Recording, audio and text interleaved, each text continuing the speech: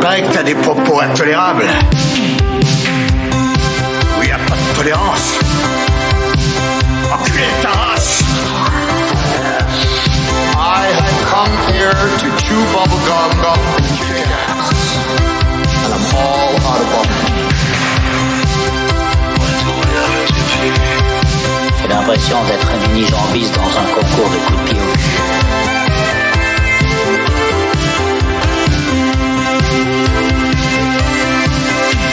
Salut à tous, c'est Luc Le Guenec et bienvenue dans Retour vers le Turfu, le podcast de cinéma traversant différentes époques à la recherche de meilleurs longs métrages de tous les temps. Chaque mois, un film est tiré au hasard dans la liste qui est composée de suggestions des auditrices et auditeurs. Dans cette deuxième partie de l'émission 64, on va se concentrer sur Flubber de Les Mayfield, sorti en France le 1er avril 98. Avec moi aujourd'hui pour causer de Bouboule Verte et Robbie Williams, Pezzo. Hello, hello. Luna. Salut. Karim. Coucou. Et JB. Présent. Flubber sera-t-il mieux classé que Beetlejuice ou Doom? C'est ce qu'on va entendre tout de suite dans Retour vers le Turfu numéro 64. C'est une des découvertes les plus importantes jamais faites. Un composé chimique particulièrement gélatineux, extrêmement instable, et qui a un incroyable sens du rythme. 1, 2, et 1, 2, 3.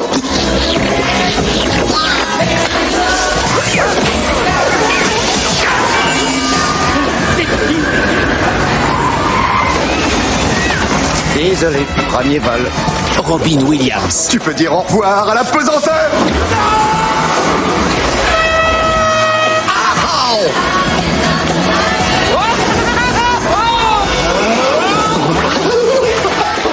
Alors, Flubber en titre québécois, Plaque Small, réalisé par Les Mayfield, produit par Walt Disney, remake du film Monte là-dessus de Robert Stevenson, sorti en 61, qui est adapté d'une nouvelle de 1922, A Situation of Gravity, de Samuel W. Taylor. Au scénario de ce remake, c'est le scénariste et le réalisateur John Hughes qui adapte le scénario de Bill Walsh, réalisateur de Breakfast Club, La folle journée de Ferris Bueller et Une créature de rêve, scénariste aussi optionnellement de Maman, j'ai raté l'avion. Donc c'est une personnalité qui a forgé l'identité du cinéma américain. Il a fait des trucs pas mal quand même. Les années 80-90 et voilà, pourquoi il est sur Flubber? Eh ben on ne sait pas parce que c'est quand même un sacré film particulier. Je vais pas te dire tout de suite un sacré film de merde, mais on va en parler. Le chef-op du film est aussi une grosse pointure, c'est parce que c'est autre que Dean Kundek qui a également marqué le cinéma américain puisqu'il a bossé sur la trilogie Retour vers le futur, Qui veut la peau de Roger Rabbit, The Thing de Carpenter et aussi d'autres films de Carpenter, Fog et Halloween par exemple. Putain, la violence. Et même Jurassic Park de Spielberg, celui qui faisait la lumière. Au casting de Flubber, nous avons Robbie Williams et Marcia Gay Harden, Jodie Benson, Leslie Stephenson, Raymond G. Barry, Clancy Brown et Ted Levin. Tout ceci sous une musique composée de Danny Elfman. Et JB, putain, que se passe-t-il dans ce désastre créatif? Eh bien, le professeur Brainard est un professeur de sciences et inventeur ratant à peu près tout ce qu'il entreprend. Il est assisté par son robot Weibo qu'il a conçu et il préfère se concentrer sur ses recherches plutôt que sur sa famille. Après avoir raté 2 fois son mariage par une étourderie, Sarah, sa femme, lui accorde une dernière chance. Malheureusement pris dans la conception de sa nouvelle invention et entraîné par Weibo secrètement amoureuse de lui, il rate de nouveau la cérémonie de Sarah et Sarah décide de le quitter. L'invention qu'il était en train de mettre au point est une sorte de substance gélatineuse verte capable de se métamorphoser, de rebondir dans tous les sens et dotée d'une sorte de conscience. Il la baptise alors Flubber. Un jouet en fait. Oui, voilà, ouais, bref, un jouet vivant quoi. C'est alors que tout va basculer. Sarah va flirter avec son ennemi de toujours, Wilson Croft, le professeur dans une autre université, et Philippe va tout faire pour gâcher leur rendez-vous grâce au Flubber. Mais Flubber va aussi être convoité par Chester Henniker, un millionnaire, père de Bennett, un des élèves de Brainard, qui découvre l'existence de la créature verte alors que celui-ci avait envoyé les casseurs flotteurs, et on en faisait référence avec Maman, j'ai raté l'avion. Oh bah dis donc alors. Voilà, il envoie donc les casseurs flotteurs lui péter la gueule parce qu'il avait mis une mauvaise note à son fils. Brainard va donc devoir récupérer sa femme et donner une bonne leçon à Henniker, et pour ça, Flubber aura à jouer un rôle crucial. Un rôle crucial, pardonnez-moi, qui a quand même coûté 80 millions de dollars. C'est quand même beaucoup. La merde comme ça, ouais. Ouais, c'est clair. Et on a rapporté 178 millions. Alors, faut savoir qu'à l'époque, vu que c'était un film live de Disney, il y avait quand même un budget marketing de malade qui n'est pas compté dans le budget du film. Donc, ça se trouve, en fait, les 78 millions, faut enlever pas mal de budget market qui a dû sucer tout ça parce que ils en avaient fait du market, pour le film. Il y avait des jouets McDo, je m'en souviens, des jouets McDo, là, avec la petite boule verte dégueulasse, là, qui était une balle rebondissante, en fait. Et voilà, enfin bref, c'était nawak ce film, cette campagne de promotion.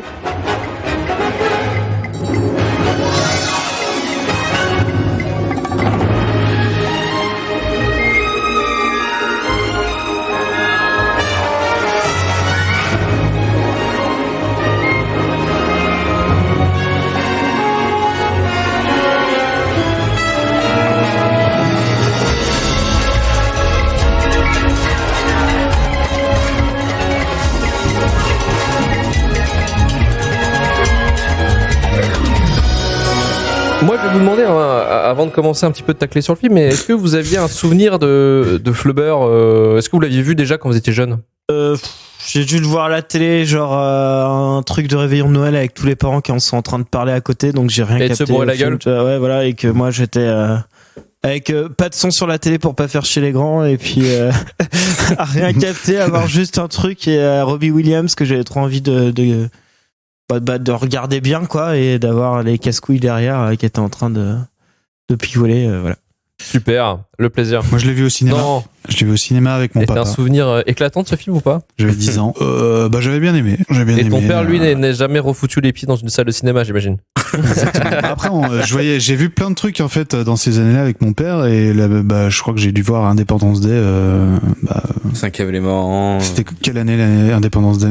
95. Comment il Ouais, s'appelle bah, je l'ai vu avant Flubber en fait. Et ce qui est normal, parce qu'il est Inspecteur sorti avant. Gadget, live action. Oh Ça, c'est plus vieux. Ça, c'est les années 2000. Ouais. Ça faudrait le mettre sur la liste quand même. Hein. Inspecteur Gadget, tu es sûr? Ouais. Ok. Ouais, bah oui. On a une émission à la limite pour ça, on fait shitlist. Ouais, dans la shitlist, voilà. Et Yuna, toi? Je l'avais vu petite, sûrement à la télé aussi, mais j'avais pas vraiment de souvenirs. Et justement, j'ai envie de commencer avec toi. Quel plaisir as-tu eu pour revoir ce film? Raconte-moi tout. Eh bien, en vrai, il s'avérait que je l'ai pas vu toute seule. Donc, dans le contexte, en fait, le moment avec la personne était cool. Ce qui est déjà une bonne chose. Oui, en soi, Mais oui, j'aurais vu le film toute seule, ça aurait été un enfer. effectivement, c'est pas un film à regarder seul, hein, tu C'est un déprimes. bon film de dimanche après-midi pour se vider la tête. JB, toi, entre ce que t'as vu là aujourd'hui là, en préparant l'émission et ce que tu voyais quand t'étais gosse, est-ce que le choc a été frontal? Bah moi le film je l'ai vu tout seul. Voilà. Merci, je me casse maintenant. Allez, j'y vais. Bah de toute façon, je l'avais pas revu, je crois, depuis en fait. Alors je l'ai revu vraiment rematé hyper vite fait avant-hier, sautant plein de passages parce qu'en fait je l'ai revu il y a genre un mois et demi quand je me suis abonné à Disney+. T'as justifié le catalogue avec Tu me fais Flubber. Flubber, ça fait 22 ans que je l'ai pas vu, bah tiens, je vais regarder. Puis bon, bah je trouve ça un peu naze quoi. Mais bon, j'ai pas été étonné parce qu'en fait bon, c'est un film pour les enfants quoi. Donc bah ouais, bon bah c'est pour les enfants quoi. Donc il y a des gags. C'est un peu dommage Puis qu'il y ait ce truc. C'est pour les enfants, donc on prend les enfants pour des. Il y a pour Paddington. des débiles. Paddington, c'est pour les enfants aussi, mais Non, Ouais, ça marche bien, ouais. Bah oui, non, mais on les prend pas pour des cons non plus. Enfin, il y avait de tout en fait pour les enfants. Il y avait des trucs un peu plus recherchés. Disney, c'est quand même un éventail de bonheur. De talent. Ouais, non, mais voilà, t'as des trucs un peu plus gaguesques et puis t'as des trucs un peu plus romancés, des trucs un peu plus avec des histoires un peu plus poussées, machin. Là, c'est du gag, quoi. Donc, bah voilà. Et quel gag, mes amis? Quel gag? Je mélange le tout.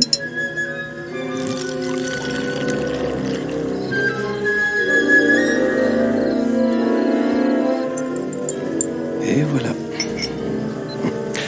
Un objet sphérique pour expérimentation.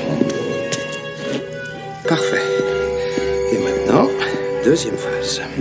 J'applique le Flubber ainsi dissous à la surface de notre balle de golf. Là, voilà. Je répartis bien le tout. Test cinétique numéro 1.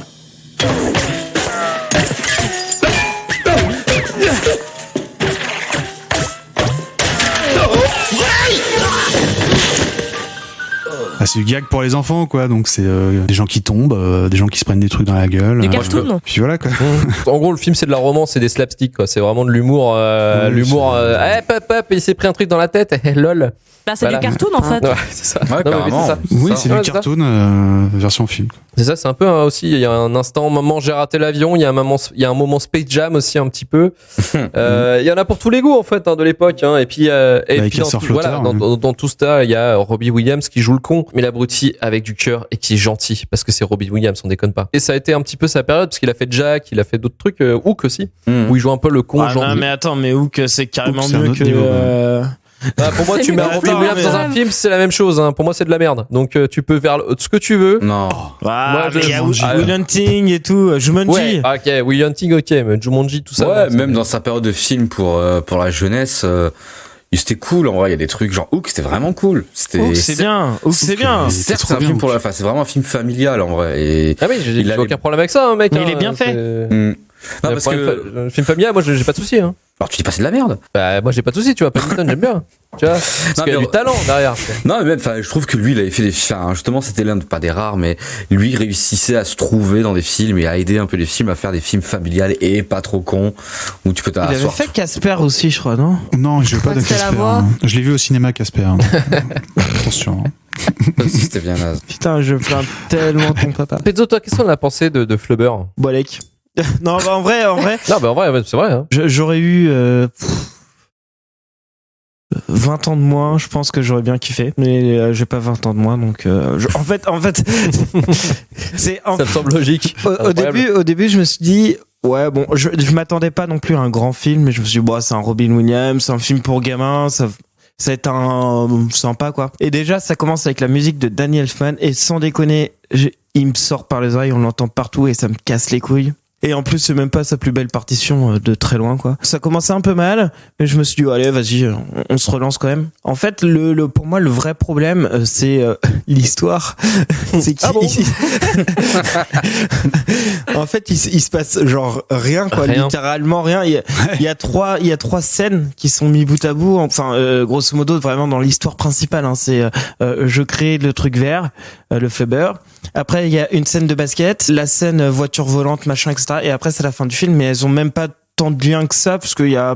Il a repêché sa meuf quand même. Hein. Ouais, oui, il y a ça, oui, ça c'est Bah, pas mal. Et puis... T'as une alternance de scènes scénario et scènes démonstration de ce que fait le Flubber pour montrer nos effets spéciaux. Si, le bon truc, je trouve que pour 98, les effets spéciaux, ça va. Sans déconner, ça aurait pu être pire. C'est vraiment qu'on se fait chier, quoi. Vraiment, le fond de l'histoire, c'est sauver un lycée, quoi. Justement, c'est comme je disais, en fait, il y a les gags, ils sont pour les gosses. L'histoire est vraiment uniquement prétexte pour servir ces gags, alors que franchement, il y a rien de dingo. Et comme je disais, en fait, Paddington, ce genre de choses, on peut faire des films pour enfants, même Hook, qui plaisent aussi bien aux grands et qui sont bien, quoi. Enfin, qu'on se fait pas chier devant et qui plaisent aussi bien aux enfants qu'aux grands. Mais là, c'est vraiment un truc, c'est la cible, c'est 10 ans max, quoi. Après après, c'est mort, tu dégages, quoi, tu regardes autre chose, quoi. Je pense que c'était le but. Hein. Et JB, toi, t'en as pensé quoi de ce film? Bah, je suis pas très fan, tu vois. Enfin, j'étais fan quand j'avais 10 ans, mais aujourd'hui, bon, bah, c'est vrai que je l'ai rematé, je me suis un peu fait chier, quoi, tu vois. Donc, c'est rigolo, quoi. C'est pour les enfants, et puis ça fait de mal à personne. Oui, non, mais je crois que c'est sa vraie regarde, qualité, quoi. c'est ça être inoffensif en vrai. Hein. oui. Voilà, enfin, c'est pour les gamins, puis la musique, elle est pas ouf. Il y a rien qui est ouf dedans, et puis Rien de voilà, rien quoi. de Mais il y a rien qui est mauvais non plus, à part le scénario, il y a rien de Non. foncièrement très mauvais, quoi. Moi, je vais parler d'un point de vue cinéma, hein, parce qu'on est là quand même pour classer le film. Hein, on n'est pas là pour enfiler les perles. Flubber, pour moi, c'est une merde, de bout en bout. Comme ce bruit là que vous entendez. Je crois que c'est une des pires de base qu'on ait jamais regardé. En fait, c'est une de base, effectivement. Bon, bah, c'est inoffensif. C'est inoffensif, mais pour moi, en fait, déjà, il y a une combinaison perdante, en fait, dans ce film. Déjà, il y a Robin Williams qui joue le con, enfin, qui joue l'abruti gentil. Moi, il me saule. Il me sort par les oreilles, mais en fait, Robin Williams, moi, c'est un acteur que je peux pas. Non, mais là, on parle Ouais, ciné. ouais, là. on parle cinéma. Ouais, on parle cinéma. Baisse ton gun, toi, au fond, là. Toi, je Mais te l'arrive. il excelle dans le cabotinage. Ouais, moi j'aime pas. J'accroche pas. Je vois qu'un acteur qui cabotine et voilà et qui fait avec ses yeux doux. Regardez, je suis gentil, je suis Robin Williams. Regardez-moi, mettez-moi de l'empathie à fond là. Allez, tournez-moi dessus. Non, moi j'y arrive pas. Moi c'est vraiment un acteur, je peux pas le blairer là pour ça. Tout ce bonheur, ça me dégoûte. Non, mais c'est son côté le plus fort et c'est aussi son plus gros défaut en fait. Et là, il joue vraiment le professeur maladroit, gentil, mais surtout très con. Il oublie son mariage, il fait des gags parce qu'il est con en fait, donc parce qu'il est omnibulé par ce qu'il fait. Bon voilà, dans ce rôle-là, Robbie Williams, il donne tout ce qu'il a, il est passionné par ce qu'il fait, enfin il fait genre. Bonjour René. Martha. Martha quoi? Martha, moi Martha. Toi Martha, moi professeur. Je sais. Comment faites-vous pour tenir? Non, ça peut aller, merci, j'ai pris mes précautions. Non, je voulais dire que vous devez être très impatient. Impatient? Le mariage. Tous mes vœux, René. Le mariage avec Sarah. Ah oui, le mariage, il me tarde d'y être. Et toi, chérie? C'est aujourd'hui. Tu es sûr? Le mariage a lieu aujourd'hui. Oui, absolument. À 6h30, à l'église presbytérienne de Beach Street. Je connais. Nous y avons répété hier soir. Oui, c'est vrai. Oui, tu as raison. Et je veux que tu me promettes de tout faire pour y être, d'accord ? Plutôt mourir que de te décevoir. Donc un mariage à 18h, bon bah ça c'est pareil, ça j'ai pas compris. Et puis il y a les acteurs. C'est-à-dire, le mec, ce qui le choque, c'est qu'il se marie à 18h, c'est pas que le mec se présentait à son mariage. Quel connard, quoi. Ce connard qui se marie à 18h. Enfin, quelle idée. Sûrement un mec de droite. Excusez-moi, encore un protestant. Un cousin germain à Nadine Murano, ça c'est. Putain. Il y a les dialogues aussi sont nazes. Mention spéciale à l'autre là, son rival, de l'autre professeur d'une autre école là, qui Je le vais menace. voler ta meuf. Voilà. Alors déjà, il lui dit, je vais te voler ton invention là, ça a l'air sympa. Et puis après, il lui dit, je vais voler ta meuf s'il va pas au mariage. Mais mec, ta gueule. Bon voilà, après donc effectivement le film en soi, qu'est-ce que ça va jouer? Ça va être effectivement, il va réussir à créer son Frankenstein, donc une bouboule verte rebondissante. Et aussi son deuxième objectif, donc c'est de vivre avec ça et aussi de reconquérir sa meuf. Mais donc qu'est-ce qu'il va faire pour reconquérir son ex? C'est de devenir moins con grâce à une bouboule verte. Voilà, ça c'est un peu l'image du film, c'est le message du film quoi. Essayez de pas oublier son mariage. Voilà. C'est une À piste. 18h. Ce qui est quand même pas mal. Et grâce à une bouboule verte, c'est cool. D'ailleurs, on voit qu'il y a un des antagonistes, en fait, Weibo, qui est sa création, est aussi une sorte d'antagoniste parce que finalement, c'est à cause d'elle aussi que son ordinateur personnel lui fait oublier son mariage. Parce qu'elle est jalouse. Parce qu'il y a aussi, alors ce qui est génial dans ce film, c'est qu'il y a un complexe d'Oedipe. Robin Williams, donc il a inventé ce robot et ce robot tombe amoureux de Robin Williams. Ce qui en soi, en fait, est un complexe d'Oedipe, quoi, un peu caché. Donc voilà, il y a ça qui m'a fait rire aussi. Enfin, mais j'ai pas compris. Enfin, et puis il y a aucun intérêt hein, finalement, parce que finalement ce robot à la fin il meurt. L'intérêt c'est d'avoir foutu la merde au début et du coup c'est à cause de ça que, enfin c'est ça qui développe le film en fait, c'est que à cause de Weibo, il va pas à son mariage et puis du coup il va tout faire pour récupérer sa meuf tout le long du film. C'est parce qu'ils ont aucune idée pour faire une situation mais très clairement perturbatrice, quoi. Ouais. C'était ça l'idée quoi. Il y a un truc en parlant de Weibo. Déjà j'aime sa voix, je trouve qu'elle fait pas très robotique. Enfin, il y a un vieux effet à la con, mais en fait de cul, hein. on entend on entend plus exact. On aurait plus l'impression d'entendre Clara Morgan qu'autre chose. Oui voilà, parce que là c'est FHM quoi, c'est programmé sur FHM le bordel. Mais par contre, alors au début il y avait un truc qui m'a fait que je c'est pas mal ça, c'est fait des petites refs en mettant des refs de cinéma, des scènes de cinéma pour illustrer ses propos. Et au début je me suis dit c'est pas mal. Puis en fait je me suis remarqué que de 1 c'était que des Disney qui étaient par ça. Bah oui. Et de deux qu'elle faisait littéralement toutes les 2 minutes 58 secondes. Et qu'en fait à la fin c'est genre méga relou quoi, t'as l'impression de voir Dingo à chaque coin de l'écran toutes les 3 minutes et putain mais et du coup c'était un peu lourd quoi. Donc voilà l'exemple d'une bonne idée où que genre on l'use tellement que ça en devient de la merde, tu vois. Weibo en fait c'est un peu le précurseur des réactions GIF en fait sur Twitter, tu vois, tu peux répondre avec un GIF, voilà, elle c'est un peu le précurseur quoi. Ouais, c'est les mêmes. Ça c'est une précurseur des mêmes, vous voyez. Et il est quand même un petit peu avant-gardiste le film quand même, hein, si on y revient. En fait, il a pas inventé le Flubber, il a inventé le GIF, les mêmes et les YouTube poop, tu vois, genre c'est incroyable. Il y a cette histoire donc il essaye de reconquérir sa meuf et puis effectivement, vous l'avez remarqué, enfin vous l'aviez déjà dit ou c'était JB qui l'avait parlé, mais ce mec riche là ou je sais pas, c'est soit un mafieux soit un mec riche, on sait pas trop. Là qui a décidé, je vais péter la gueule à ce mec, je vais lui voler son invention. Parce que déjà, il a filé de mauvaises notes à mon fils. Et puis, en plus, ce genre de mec, on revient au match de basket, là, où à un moment donné, Robin Williams, il file aux basketteurs, là, des espèces de aimants à flubber, là, qui permettent de les faire sauter beaucoup plus haut, où ça devient un espèce de cirque plein d'air à la fin, là. Ce mec-là, il gagne de la thune en pariant sur les matchs sportifs de lycéens. Oui, mais alors en fait, c'est parce que t'as rien compris à l'histoire. T'as même pas écouté. Putain, mais C'était pour récupérer sa meuf. Ce mec-là, ce fameux mec, c'est que c'est lui qui file la thune au lycée.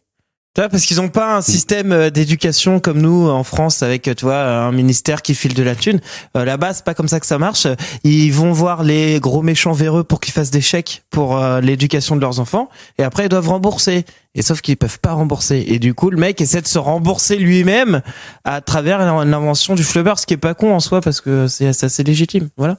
Ouais, enfin, c'est quand même le méchant, juste un gros archétype de méchant pour être méchant. Oui, bah, c'est aussi, Vous avez pas compris qu'il les faisait des paris voilà, aussi, hein. Si, par contre, Luc a raison. Il y a un moment, le mec, vu que c'est un méchant et qu'il y a du sport, forcément, il dit à son homme de main là, je crois que c'est le capitaine de Monk, mais sans moustache. Bref, on s'en fout. Qui lui fait, il parie sur le basket universitaire. Ce qui est pas complètement con, parce que ça se fait beaucoup en fait, en vrai. Après, l'histoire avec le match de basket, il y a pas que ça aussi. Il y a le fait que, comment il s'appelle, le type qui sort justement avec sa meuf, il lui dit, si les... Ouais, il y a un pari entre eux, là. Du coup, on part en week-end, tous les deux. Et il va saboter ça, ouais. Du coup, il va essayer justement que l'équipe perde, quoi. Flubber, où es-tu?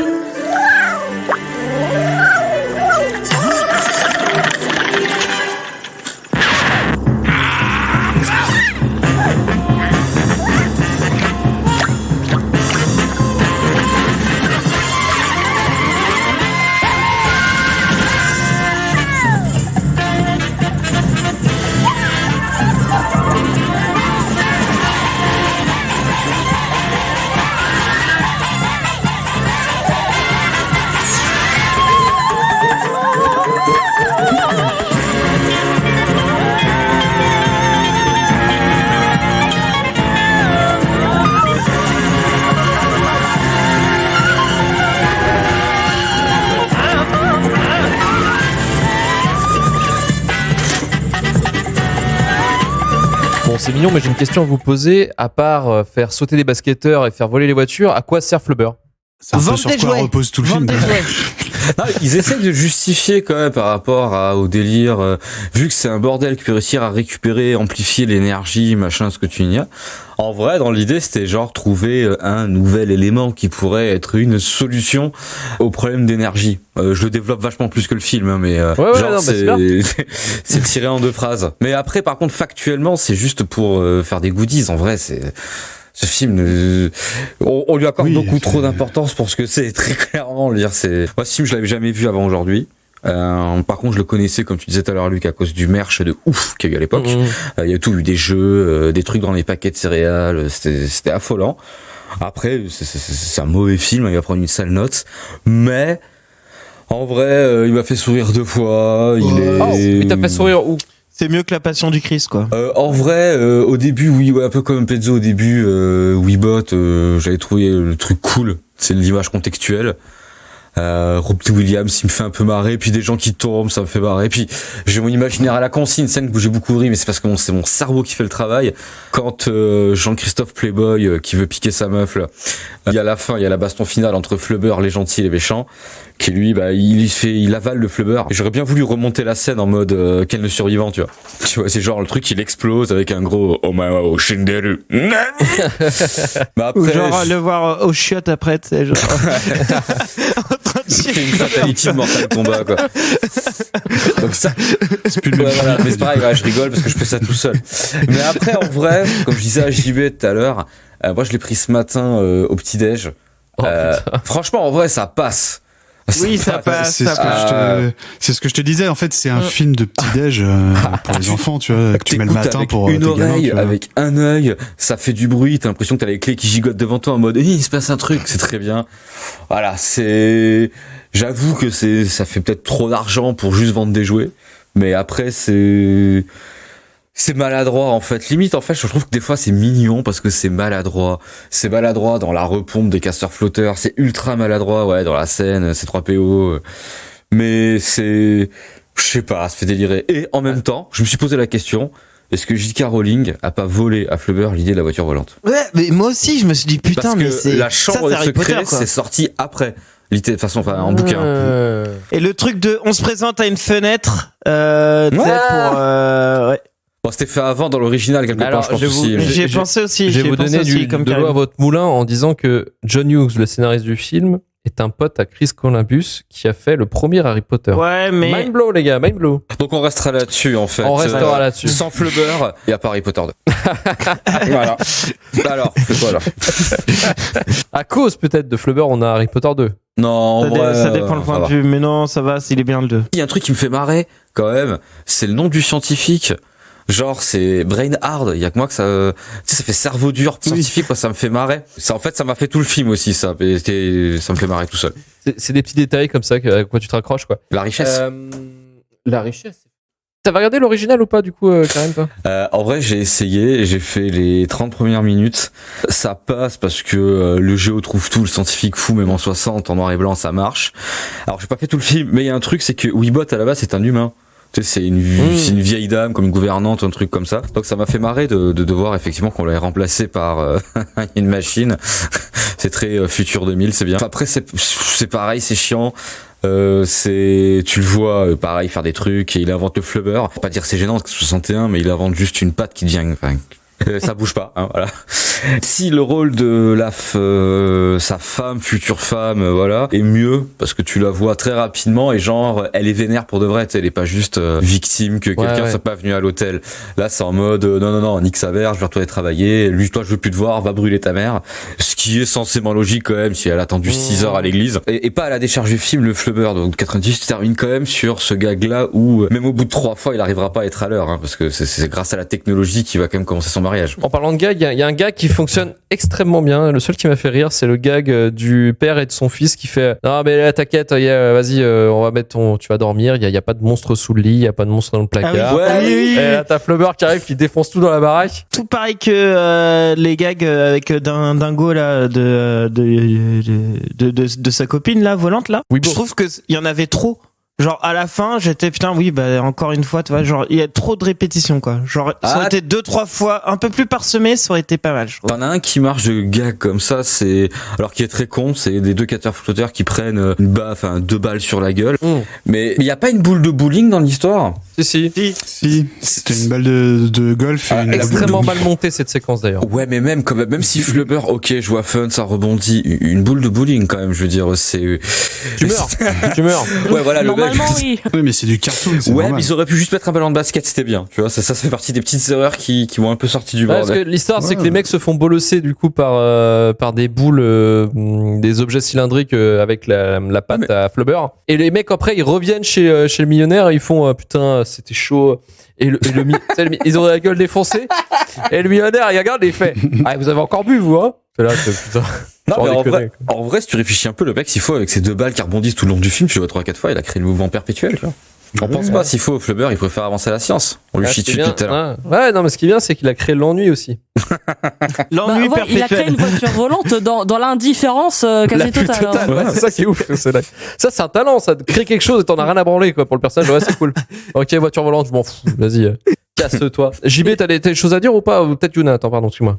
Juste pour rester dans la team premier degré, je me suis dit, mais concernant le mariage, à quel moment il y a financièrement tu valides le fait de payer 3 fois voire 4 fois le mariage, tu réinvites tous les invités et genre c'est normal. Le traiteur et tout. Non mais t'es aux États-Unis, tu te maries comme ça en 2 heures. 18h un mardi soir quoi, s'il te plaît. 18h c'est important. Mais qui est dispo un mardi soir à 18h quoi. Avec un prêtre Elvis. Ouais, en plus, putain, le comte de l'ironie. JB, t'as des trucs à dire ou pas toi sur le film? Non, bah je crois que tout a été dit. Voilà, c'était Flubber, un film dont il n'y avait pas grand chose à dire. Voilà, donc on va passer directement au Saviez-tu? On va parler de Robin Williams. Bonjour. C'est moi Orson Welles. Ceci est ma maison que vous voyez derrière là. Pas mal, non? C'est français. Je crois qu'après avoir vu ça, on peut mourir tranquille. Enfin, le plus tard possible, mais on peut. Le saviez-tu? Trop de la merde, mon gars. Alors, Yuna, la carrière de Robin Williams, qui était cet homme que j'aime tant? Qui était Robin Williams? Donc, Robin Williams est né le 21 juillet 1951 et est mort en août 2014. C'était un petit garçon timide et solitaire. Et là, sans le savoir développer à ce moment-là ses talents de création d'histoire, de voix et de personnages qui vont le suivre tout au long de sa carrière. Après avoir brièvement tenté les sciences politiques, il a étudié un peu le théâtre également à Juilliard School, où il a fait la rencontre d'un certain Christopher Reeve, avec qui il a créé des liens d'amitié et est resté ami jusque dans la maladie de celui-ci jusqu'à sa mort. École de théâtre qu'il a arrêté assez vite pour rencontrer par la suite le succès dans le milieu du stand-up. Il était surtout connu pour faire du stand-up. Il se fait remarquer une première fois en 1976 sur une audition pour Happy Days, dans le rôle de l'extraterrestre Mork, où il s'est démarqué en s'asseyant littéralement sur sa tête, parce que c'est comme ça que s'assoient les extraterrestres, enfin. Et c'est comme ça qu'il a décroché le rôle. Et ça a tellement cartonné que ce qui était un rôle secondaire s'est transformé en une série carrément dérivée dont il est le héros, qui s'appelle Mork et Mindy, de 78 à 82. Ok. Donc, il a même gagné un premier Golden Globe pour cette série en tant que meilleur acteur. Ok, pour un extraterrestre qui s'assit sur son cul, quoi. C'est ça. Non, qui s'assit sur sa tête, sur sa de son tête. cul. Ah là, tu suis rien. Déjà à ce moment-là, en fait, c'était beaucoup d'improvisation, en fait, tout ce qu'il faisait, les scénarios. Enfin, il y avait quelques punchlines en fait qu'il devait dire, et puis en gros tu combles comme tu veux, retrouve tes deux phrases, mais tu dois dire ces deux phrases, quoi. Ah, bretelle, fluo, bretelle, brushing. Ah, c'est les années 70. Ça déconne pas. 4 saisons quand même. Et en 80, il commence vraiment sa carrière dans le cinéma avec Popeye. Oui. Il a joué Popeye. Puis ses premières nominations aux Oscars, donc en 88 avec Good Morning Vietnam. Ah, ça c'est bien. Luc. Puis Le Cercle des Poètes Disparus, suivi du Roi Pêcheur. Évidemment, je ne peux pas parler de Robin Williams sans parler de ses voix, celle du génie d'Aladin, donc 92, et toutes les modulations, les transformations, tout ce qu'il a apporté en fait au niveau du personnage du génie. Sauf que il a eu des petits soucis avec Disney. Est-ce que vous savez pourquoi? Ça me parle, mais je sais plus quoi. Il joue mal. Oh là là, Luc. Désolé. Et c'est qu'en fait son contrat demandait à ce que sa voix ne soit pas réutilisée sur d'autres supports en fait que le film. Ni dans les pubs, ni dans les jouets, etc. Ce que, bien entendu, Disney a complètement fait. Ils ont refusé de faire ça. Ils n'ont pas respecté le contrat. Okay. Et du coup, il a porté plainte à ce titre-là. Enfin, ça va, il oublie vite parce que du coup, il a refait des Disney après, quoi. Donc, Après Aladdin? Ah bah oui, il y a eu le 2 et le 3. Le Flubber. Donc, du coup, le mec, c'est genre, putain, vous avez bien niqué, mais j'ai continué de bosser avec vous.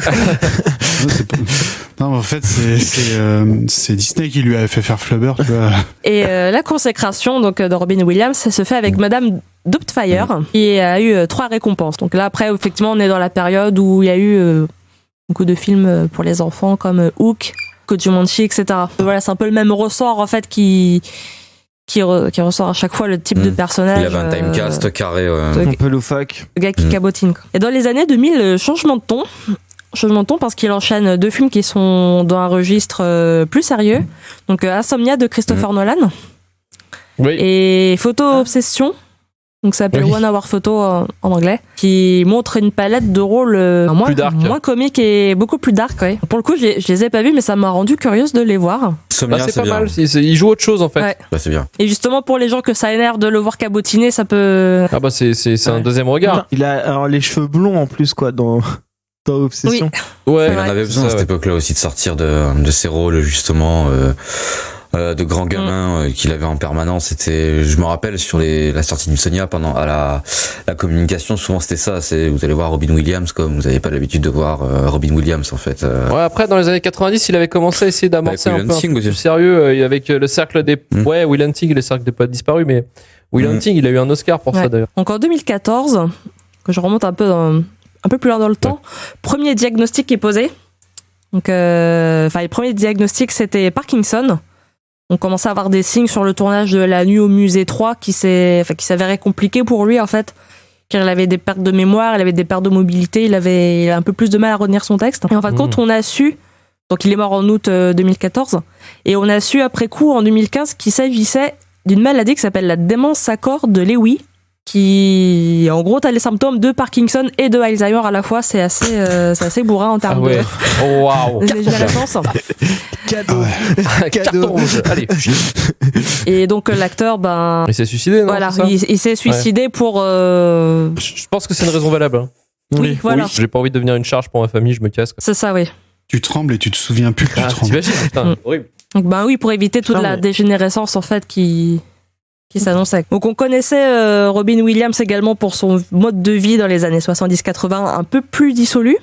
Donc entre adultère, il avait réussi à choper l'herpès, à la retransmettre à une autre femme qui a porté plainte contre lui. Ah merde. Il y a eu quelques ennuis avec sa femme. Ah bah forcément, ouais. Parce qu'il a trompé notamment avec sa nounou qui est devenue, enfin la nounou du premier enfant qui est devenue sa deuxième femme. Au passage. La violence. Et consommation de cocaïne et alcool, parce qu'il y a cet aspect-là aussi. Bon vivant. C'est vachement moins Disneyland là. C'est moins Disneyland, ouais. Ça remet en perspective ses impros dans Mork et Mindy, on va dire. Ah, tu m'étonnes, ouais. Et c'est quelque chose qui a changé quand son ami John Bellucci, donc acteur également, il est mort en 82 d'une overdose héroïne-cocaïne. Petit mélange sympa. Donc, sachant qu'il s'était vu, il se côtoyait régulièrement et ça a mis un gros coup de frein, on va dire, à la consommation de drogue.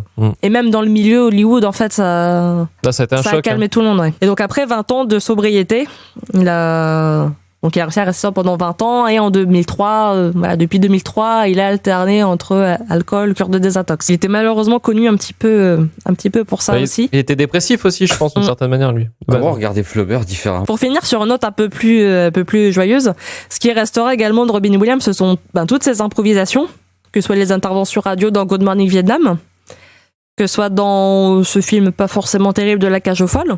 C'est vrai. Il y a eu quelques impros dedans. Mais c'est mieux que Flaubert. Oui. Après, en vrai, dans le génie, il y a eu, dans le génie d'Aladin, il y a eu beaucoup de choses où là, c'est lui qui est parti en live et puis ça a été repris par Disney, quoi. C'est lui qui a créé le personnage, quasiment. C'est ça. Ou encore la scène du gâteau de Madame Doubtfire. Mais la plus connue reste celle de Will Hunting. C'est pas avec l'histoire du pain, non? Ouais. C'est ça. Ouais, c'est ça. Ah, ok. Et donc, Matt Damon rit. Il rit pour de vrai. C'est pas le personnage de Will Hunting, c'est Matt Damon. Et même la caméra, en fait, elle tremble un peu.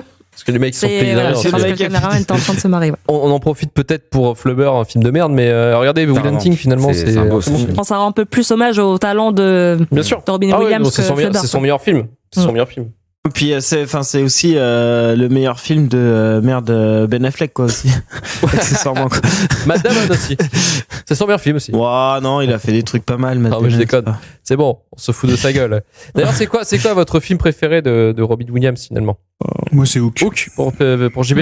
Je vais en dire deux. Je vais dire Le Baron de Munchausen et Good Morning Vietnam. Good Morning Vietnam. Très bon film d'ailleurs. J'aime beaucoup. Un regard super différent sur la guerre. J'aime beaucoup. Pezzo. Will Hunting et Hook. Ok. Et Yuna? Hook et Good Morning Vietnam que j'ai découvert il y a vraiment pas longtemps en plus. Donc pendant que j'étais en train de potasser sur ma chronique de cet instant. Il y a tellement rien en ce moment en termes de films. C'est vrai que ce qu'on en disait, c'est qu'il faut t'as des films à revoir et à voir que t'as pas forcément vu. Et c'est vrai que c'est cool à profiter, quoi. Dans les anecdotes, le saviez-tu, en fait, il y a un mélange en fait entre les rôles que Robin Williams a pu incarner et ce qu'il pouvait faire en tant qu'acteur. Parce qu'en fait, j'ai appris qu'il était engagé pas mal auprès des troupes américaines et du département de la défense pour soutenir le moral des troupes. Donc je trouve ça un peu marrant le parallèle entre son rôle dans Good Morning America où il a un petit peu ce même rôle, quoi. La fiction rattrape la réalité, messieurs, dames. C'est ça. Et pour finir sur une petite anecdote qui ne sert pas à grand chose, c'était un grand fan de Zelda. Oui. C'était un geek. Au point où il a appelé sa deuxième fille par ce prénom, choisi par son premier fils. Ça va même donner droit à donner lieu à une pub pour la 3DS. Ouais, c'est vrai. Les pubs de l'époque de la Wii, tu sais, ils sont tous sur des canapés blancs. Avec Beyoncé là aussi, il y avait pas mal de monde. Et là, tu vois avec sa fille et il raconte vite pourquoi il a appelé Zelda et c'est de la merde. J'étais tellement gavé devant la télé en mode j'adore Zelda, j'adore cet acteur. J'aime pas les canapés blancs. Voilà. Il y a aussi dans Obsession, il y a un gamin qui lui l'explique. Il a une statuette de Neon Genesis Evangelion. Et du coup, il lui explique ce que c'est Neon Genesis Evangelion. Et ça, c'est Robin Williams aussi qui lui avait foutu ça dans le film. Mais c'était un énorme geek, Robin Williams. C'est ça aussi. C'était appréciable, quoi, parce que c'est vrai que c'était une culture un peu underground à l'époque où il était bienveillant à chaque fois quand il faisait des trucs pour gamins. Tu sentais qu'il était une certaine bonhomie et bienveillant, en fait, un peu comme son regard de bébé, tu vois. Et même si c'était sûrement avec un peu sordide dans sa vie et qu'il a eu une période où il a l'impression qu'il avait un syndrome de Peter Pan, sans mauvais jeu de mots avec Hook, je l'ai jamais trouvé complaisant et enfin je sais pas, je l'ai toujours trouvé presque faussement sincère dans ces trucs et je trouvais ça cool, en fait, tu vois. C'est genre dans Jack. Je sais pas pourquoi, et à chaque fois, pourtant, il est pas bien ce film en vrai, hein. Et à chaque fois, il met en PLS, tu vois.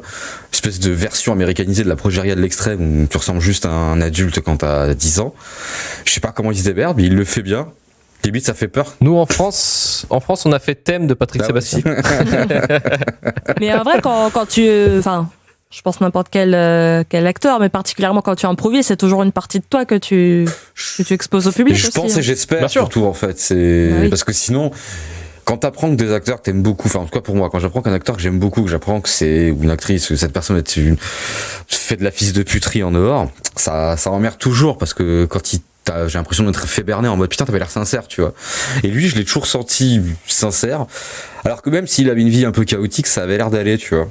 Donc je sais que c'est quelqu'un que j'aime bien. Peut-être aussi parce que ma mère l'aimait tellement que mon petit frère s'appelle Robin à cause de lui. Sérieux ? Et d'ailleurs, alors l'anecdote complètement perso, mon petit frère s'appelle Robin, ça s'écrit donc Robin, et vu que en France, personne l'appelait Robin, tout le monde l'appelait Robin. On s'est décidé à l'appeler Robbie. Donc tout le monde faisait la même faute que toi. Il disait pas Robin, il disait Robbie. Depuis, c'est resté comme ça, on l'appelle Robbie. Voilà. Alors qu'il s'appelle Robin. Ouais, il s'appelle. En fait, c'est Robin. Il s'appelle Robin, tu vois, tu sais, c'est juste, c'est va expliquer ça. Du coup, c'est pas Robbie Williams, c'est Robbie Beradia. Exactement. Du coup, tu confonds moins, quoi. Même pas, parce qu'il a même pas le même nom que moi. Mais si vous voulez rentrer dans les détails, ça va être compliqué.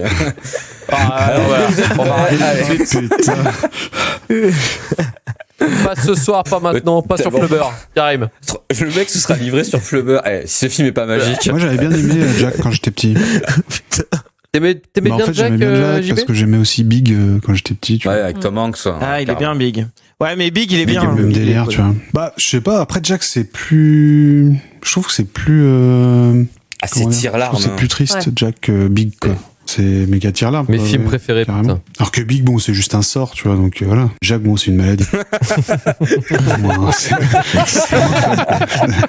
Les conclusions. Hop, c'est parti. On va passer maintenant au verdict.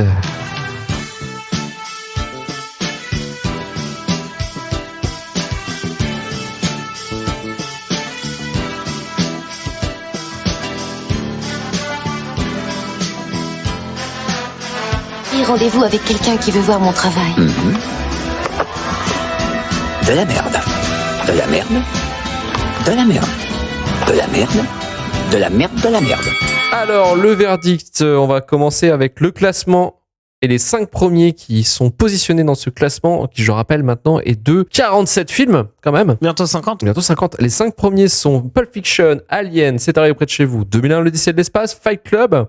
Et les 5 derniers sont respectivement Le Bonheur est dans le pré, Daylight, Hulk, Star Wars 3 et La Passion du Christ. Flubber va-t-il être dans le flop 5? Et je pense c'est la question qu'on va se poser ce soir. Et je vais commencer avec JB, tu mettrais combien à Flubber? Je vais mettre 3,5. Généreux quand même. Non, je trouve que ça vaut 3,5. 3,5 pourquoi? 3,5 parce que aujourd'hui j'aime plus vraiment, tu vois, mais en même temps je sais que j'ai aimé quand j'étais gamin. J'ai bien kiffé ce film. Donc je sais qu'il y a un public, et puis voilà, puis c'est pas un film. Il est bien réalisé, c'est bien fait, quoi. Bah si, c'est bien fait visuellement. Alors effets spéciaux, oui, effectivement. Désolé, Non, les effets visuels, c'est bien fait. Effets visuels, ils sont faits par ILM, c'est de la bonne. Ok. Il y a pas d'erreur de réalisation. Ah si, il y a des erreurs de montage, c'est mal découpé, c'est de la merde. C'est réalisé par un yes man, il a rien branlé d'autre après. Ouais, mais ça tu saute regardes pas beaucoup Netflix, toi. Non, mais... Regarde Netflix un petit peu, tu verras ce que c'est de la merde de on n'en est pas là, mon gars. Bah ouais, mais bon, je veux dire, là, on est quand même accro dessus. Donc bon, voilà, 3,5, voilà, je trouve que c'est la note. 3,5. La note qui ça va marche. suivre. C'est la même note que ta collé à Suspiria, donc j'ai un peu mal au cul quand même. Pas cool. Bah ouais, c'est ça. Bah Suspiria, c'était l'inverse, tu vois, visuellement, je trouvais ça dégueulasse. Mais c'est un très beau film, Suspiria, là, putain. Ah, c'est tout. Il m'a agressé tous les sens, ce film, donc j'en cauchemarde encore la nuit des fois. Karim. En vrai, il va prendre 3,5, ouais, aussi. Bah, parce que je crois que j'ai foutu 4,5 à Doom, et je quand même préfère me retaper Doom que me retaper Flubber. Flubber, ça peut se regarder que très contextuellement, à décuver après un repas à Noël avec les petits neveux, ou un matin parce que tu dois préparer une émission. Après, en vrai, voilà, je peux pas le mettre en rente purge parce que il m'a pas agacé. Il y a 2-3 trucs qui sont relativement plaisants. C'est juste con que ce soit sorti au cinéma, en fait, en direct au VHS, c'était très très bien. Ce soit con que ce soit sorti tout court. Bah, il y a un public pour ça. En fait, il y a un public pour ça. Il y a des gens qui cherchent pas. Il y a des gens qui veulent juste voir ça. qui veut juste comprendre pourquoi dans les smacks il y a des boules vertes et que ça se mange pas. Et voilà, donc 3,5 ça me paraît pas mal parce que c'est naze, mais c'est pas, au moins c'est pas contrariant. En vrai, c'est déjà ça de prix. Et en vrai, le petit Flubber est marrant et les scènes en full 3D, genre la scène de la samba, tu la comprends pas, la carioca là, mais Ah oui, c'est posé voilà, comme ça. Là, ça, on dirait le projet d'école, tu vois, tu sais, les gars en 3e année 3D, ils pondent un truc de 5 minutes, ils te font ça, tout seul, c'est cool, voilà. Ça remplit un peu le C'est film. ça, mais voilà, donc ouais, 3,5. Ok, ça marche. Moi, je mets 2 sur 10. Nick, voilà. Parce que c'est un gros film de merde. Alors, je dis ça en servant mon dernier verre de vin. C'est un putain de film Parce que de déjà, merde. s'il a fait rouge, voilà. Rouge ou blanc, mais pas vert. Quoi. Quand j'avais plein le cul de cette émission, ok, je bouffe trop de films de merde. Non, mais c'est depuis que j'ai lancé Shitlist, j'ai changé. Je suis devenu beaucoup plus aigri. Mais tu sais que moi, c'est l'inverse, mec. Depuis qu'on a lancé Shitlist, je suis devenu plus tolérant. Parce que Shitlist, souvent, il y a des films qui m'énervent. Là, ça m'énerve pas, là, je m'en bats les couilles. Ouais, mais moi, justement, moi, quand je veux voir un film, tu vois, je veux qu'il raconte un truc, tu vois.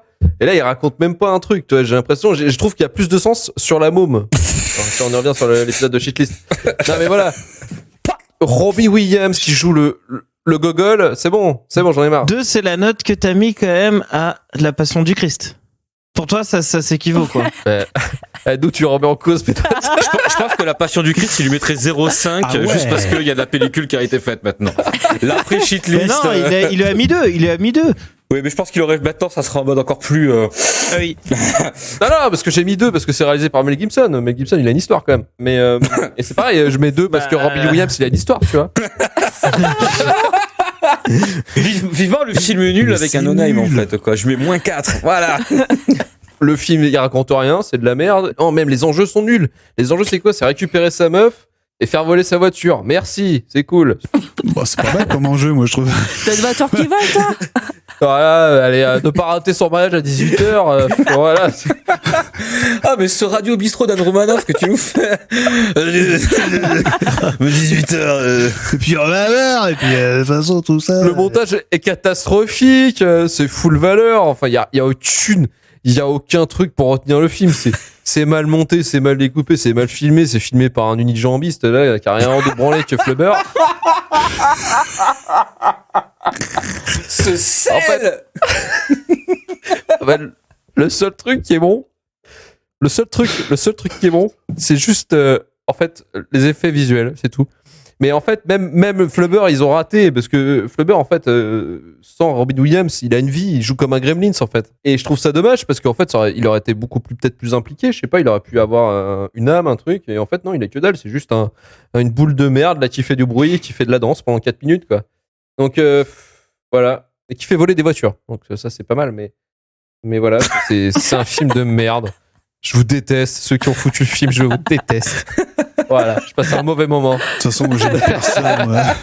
De toute façon, c'est l'émission de merde. Je vous emmerde tous. Vous me faites chier avec votre podcast à la con. Le mec, il est dans le noir, là, juste avec le mur de son PC en dépression. J'ai jamais voulu faire ça, moi, de toute façon. Ça m'emmerde. Ah, la crise du Covid vécue par Monsieur Le Goliath. Ah, on dirait peut-être de South Park, tu peux entendre que de la merde, c'est pareil. Bon, voilà, 2 sur 10, quoi. Des questions? Bah, Yuna, à toi. Bah écoute, moi je savais pas trop quoi lui mettre comme note, j'hésitais entre 3 et 4. Comme j'hésitais entre 3 et 4, ben je m'alignais sur 3,5. Ok. Il y a pas grand chose à en dire, mais je trouve qu'il est pas non plus détestable. Il m'a donné des crises d'urticaire comme toi. Le sel. Qui est-ce que t'as envie d'insulter? Vas-y. C'est ton moment. Mais bon, il y a pas d'ambition, donc film Osef, donc 3,5. Oh bah c'est généreux pour un film Osef. Pezzo, à toi qui va finir le petit show là. Bah, j'hésitais entre 3,5 et 4, mais ça va être 3,5. Voilà. Ok. Merci beaucoup. Voilà. Non, ça va être 3,5 parce que en fait 4, j'ai quand même mis 4 à genre La Famille Adams, High School Musical, Camping, et j'ai passé des meilleurs moments devant ces 3 films que même devant Camping. Ouais, parce qu'au moins, il y a une histoire. Au moins il y a une histoire. Il y a une histoire dans Camping.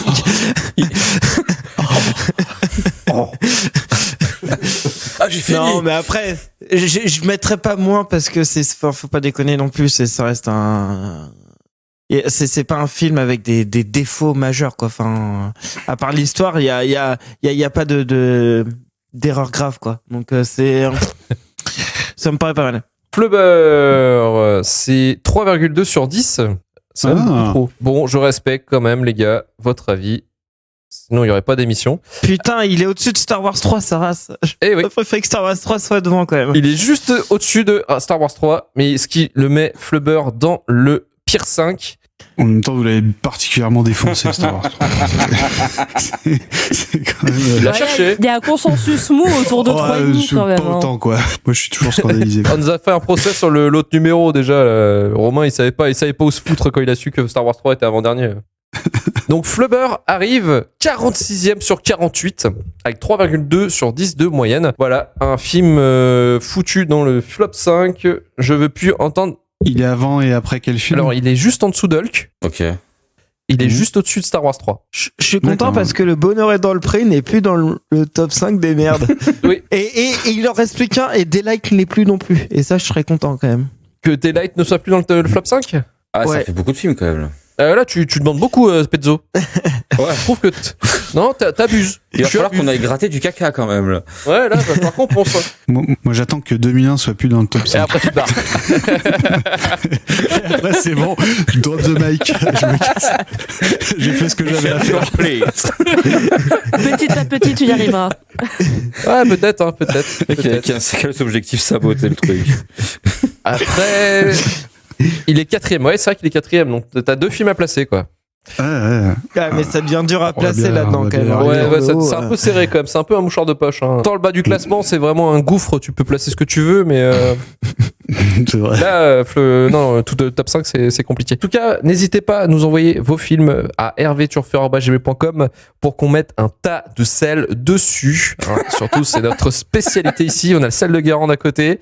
J'en ai un peu pris pour cette émission. C'est sponsorisé. La fleur de sponsorisé sel. par Guérande aujourd'hui. Ce gros film de merde. Merci à vous de l'avoir proposé. En tout cas, ça me fait extrêmement plaisir. Alors, j'espère que vous êtes aussi très content, justement, d'avoir participé à cette émission. Ouais, je vais me sentir heureux après tout ce que tu viens de dire, mec. Bon, écoutez, Il reste toute cette on a bien rigolé quand même. finissons avec cette haine gratos et passons directement à ce qu'on aime le plus, les recommandations. Si tu vis en Alaska, tu connais les Olympiades esquimaux-indiennes?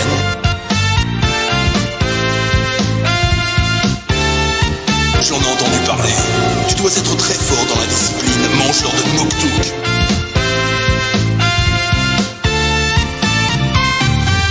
Oui, c'est vrai. Mais il y a une autre catégorie dans laquelle j'excelle. Le tirage d'oreilles esquimau.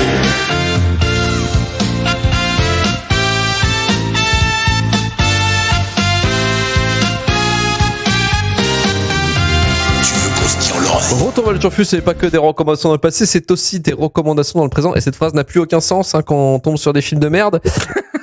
Karim, qu'est-ce que tu nous recommandes ce mois-ci? Je vais vous recommander Hades. J'y joue sur Switch. Donc c'est un jeu, ça fait genre, je sais pas, 4, 5, 6 mois que tout le monde me le vend. C'est Vivien qui te l'a vendu parce qu'il en a parlé dans une des émissions d'RVLT. Ah putain, je m'en souvenais plus. Il a dû en faire partie. Puis je suis mis il y a quelques jours et c'est effectivement très bien et franchement addictif. Je suis pas roguelike à la base, mais je suis très hack and slash. C'est un très bon mélange des deux. Ça tourne super vite, c'est ultra fluide, c'est ultra nerveux. Tu t'enchaînes les runs. C'est très chronophage. C'est très sympa. Sur Switch, en plus, même en portable, affalé sur ton canapé, ça se joue excessivement bien aussi. Donc voilà. Donc c'est, il est pas très très cher. Il a une 20aine de balles. Il a une durée de vie qui est en vrai complètement folle parce que tant que t'as envie de t'acharner à jouer plus fort, tu joues plus fort et t'as un côté random avec les builds qui se font mode roguelike. C'est très très bon, très très bon. Donc Hades qui est dispo sur toutes les consoles. Toutes multiplateformes, PC, PS4, blablabla. JB, qu'est-ce que tu nous recommandes ce mois-ci? Alors moi je vais recommander le dernier titre de Gojira qui vient de sortir qui s'appelle Amazonia, qui est vraiment ouf, et en plus il a été écrit pour soutenir une ONG qui s'appelle The Articulation of Indigenous Articulation of Indigenous Peoples of Brazil, qui s'occupe de sauvegarder les populations indigènes de l'Amazonie et en même temps la forêt amazonienne. Tous les revenus donc de ce titre sont reversés à cette ONG et en plus vous pouvez faire des dons directement sur le site du groupe. Grâce à ça, vous pouvez remporter des cadeaux sympas comme une guitare signée par un des membres de Metallica ou voilà, pas mal de petits trucs DVD sympas. de Flubber. Et un DVD de Flubber également, dédicacé par Robbie Williams du coup. En CGI. Et voilà, en CGI. Et voilà. Et puis sinon, leur nouvel album qui sort le 30 avril, et je pense qu'il va défoncer sa mère, puisque ça défonce toujours sa mère. Donc Gojira. le dernier titre de Gojira. Merci JB de ta recommandation, c'est toujours un plaisir. Yuna. Alors moi, je vais commencer par une contre-reco pour le troll. J'ai vu il y a vraiment pas longtemps Peninsula. Ah oui. C'est quoi ça? Peninsula, c'est la suite de Dernier Train pour Busan. Le film le plus overhypé par la presse. Ouais. Oh non, ça c'est vrai. C'est vrai.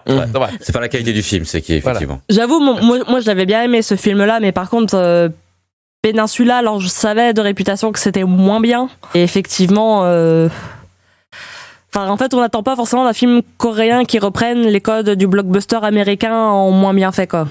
C'est déjà le souci un peu de Dernier Train pour Busan. Hein. Après, le Dernier Train pour, le Peninsula, c'est un gros délire en fait de reprendre les codes aussi du jeu vidéo, mais c'est et de Mad Max aussi, le Mad Max Fury Road. Il y a plein de défauts en fait que tu peux lui coller, comme les fameuses courses poursuites dans le noir avec les CGI, les véhicules en CGI, les trucs comme ça.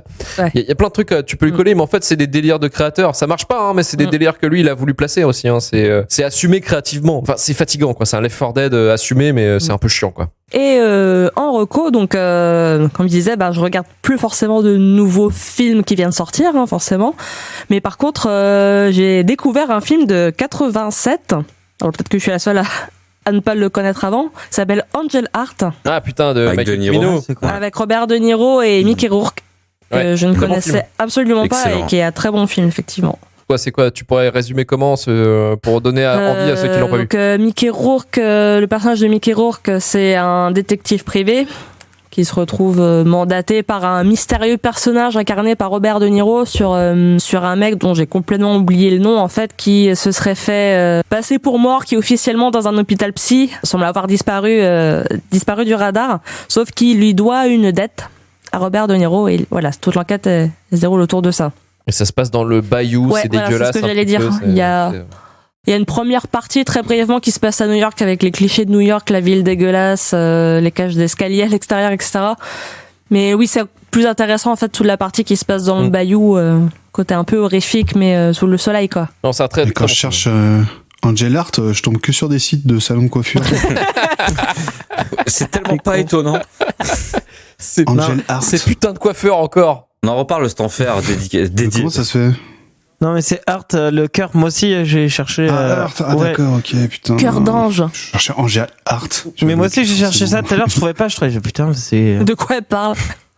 Pezzo, qu'est-ce que tu nous recommandes ce mois-ci? Deux choses. En premier, une ancienne série Canal+, Platane, avec Eric Judor. De Eric Judor, qui est genre juste hilarante sur trois saisons que je viens de terminer. Pour le coup, c'est blindé d'autodérision envers parce que Eric Judor joue son propre rôle dans la série. C'est très drôle de voir Eric Judor se foutre de sa gueule. Également aussi, il y a toute une petite histoire dont on s'en fout un petit peu, mais surtout en fait les sketchs sont super bien écrits et les gags ils montent vraiment en puissance tout au long de l'épisode et il y a toujours une chute à la fin qui est toujours hilarante. Donc voilà, ça faisait longtemps que j'avais pas à ce point ri devant une série quoi. Genre c'est vraiment éclat de rire. Deuxième truc, c'est un jeu sur Switch que je suis en train de saigner en ce moment qui s'appelle Octopath Traveler. Yes, qui est, excellent. Je suis méga fan de JRPG à l'ancienne et surtout du tour par tour. Et aujourd'hui, ça se fait plus trop et tomber sur un jeu comme ça qui se rejoue au tour par tour, de 1, ça m'a fait super plaisir, et de 2, de voir qu'ils ont réussi à dynamiser le tour par tour avec des sortes des trucs un peu plus modernes, un petit peu comme on a eu dans les Final Fantasy, avec où que tu assommes entre guillemets l'ennemi en jouant sur ses faiblesses.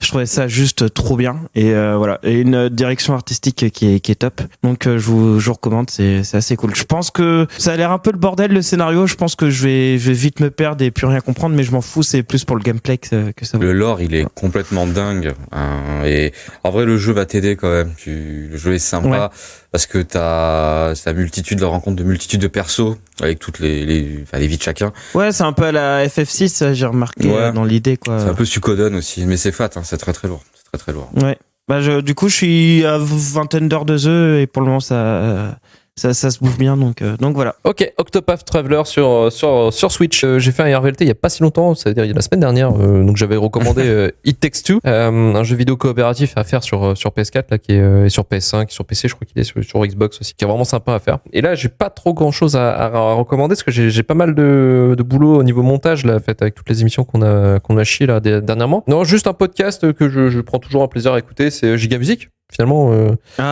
Giga Music, écoutez Giga Music, hein, si vous aimez voir des gens se taper la tête sur des musiques vraiment pétées.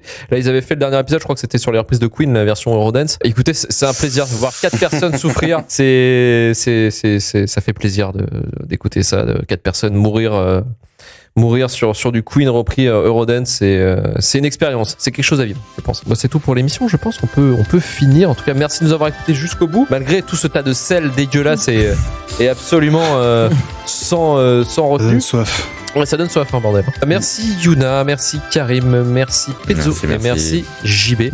Merci. Retrouvez-nous très prochainement pour un nouveau film Nouvelle Époque. hervéturfur@gmail.com pour proposer vos films, n'oubliez pas. Rejoignez-nous sur Twitter, Facebook, Instagram, Discord, tourvagechu.com pour retrouver tous les épisodes de RVLT du début de la fin et de notre podcast Shitlist, le podcast spécialiste sur les films de merde. 5 étoiles sur Apple Podcast, iTunes ou Podcast Addict avec un petit commentaire s'il vous plaît. Partagez un maximum le podcast, bien entendu. Et bisous, QTV au bordel de merde. Allez, ciao, à la prochaine. Ciao, bisous. Salut.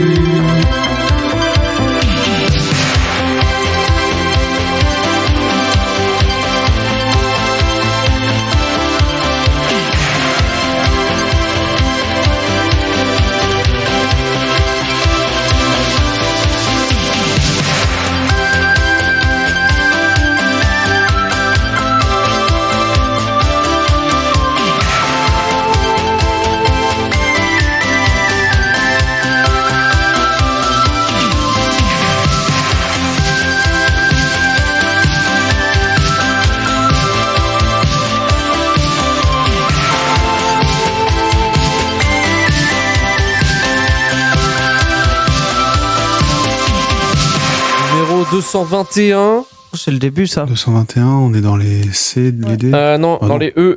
Ah, je l'ai. Oh putain, encore ce réalisateur. Zack Snyder. Non, Zack Snyder, non, c'est bon, on a fait le tour. non, c'est un réalisateur qu'on a déjà fait. On a déjà fait 2 fois. C'est en... Ah, pas celui qui a fait Mars Attack, merde. Tim Burton. Ah non. Tim Burton. Oh non, putain. Oh non, pas encore Burton. C'est Edouard Main d'Argent. Ah, je vais tellement vous casser les couilles. Moi, je l'aime bien ce film. Ah, moi je l'adore. Je vais tellement vous casser les couilles. Je sais pas. Ouais, moi aussi. Le prochain film, c'est Edouard aux mains d'argent et il est sorti en quelle année ça, c'est cool. Il est sorti en 91. On va se marrer en 91. Ça fait longtemps que je l'ai pas vu. C'est un film que j'ai beaucoup vu quand j'ai jusqu'à 20 ans, ça fait quelque temps que je l'ai pas revu. Mais j'avais toujours regardé c'est... Moi, j'ai des bons souvenirs. Il est quelque mais part, je pense qu'il risque de me péter les couilles de le revoir. En fait, j'ai pas envie de le revoir parce que je sens que je vais plus le voir. J'ai un peu peur d'être devenu con, tu sais, aigri avec le temps. Bah, c'est ça. Sur Disney+. Non, là, après, parce que je peux comprendre. Ouais, c'est pour ça que je te jugerai pas.